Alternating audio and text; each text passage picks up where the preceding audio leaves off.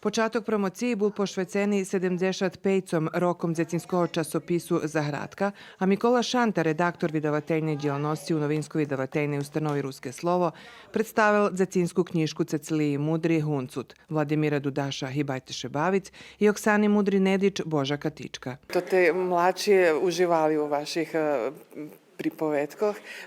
Jak še vi čustvujete teraz, kad vidite to tu reakciju i to ti veliki aplauzi? Velika mi čest, ani sam to tak nie zadomovala i naraz sam postala slavna, nic čoho.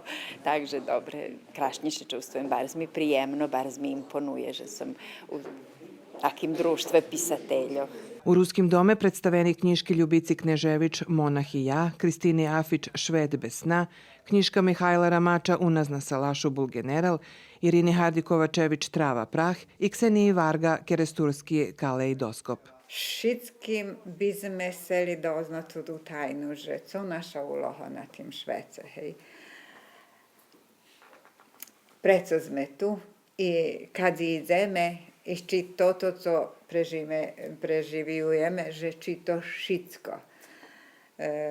Ja dúfam, že u stvari krasa života, že to tu tajnu nie znamy, ale że ju hledanie. Ja god co każde putovanje u stvari krasa u putovanju, a nie stihnut tam gde si pošol.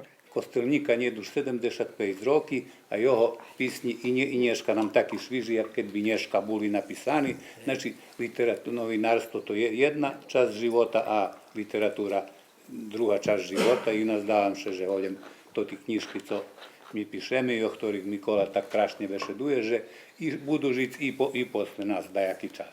Ženska špivacka grupa z Ruskого Kerestura, z špivankami na Kosteljnikovo stihi, prikrašela tot literaturni večer.